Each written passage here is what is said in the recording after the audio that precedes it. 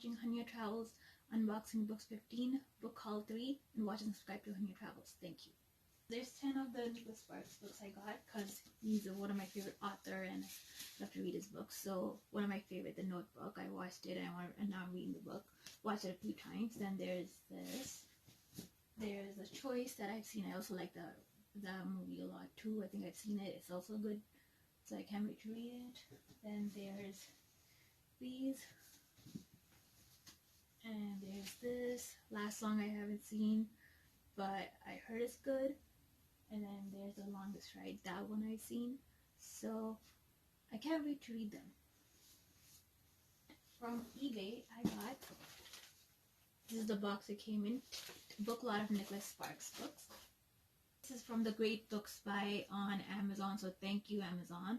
So I finally got the book.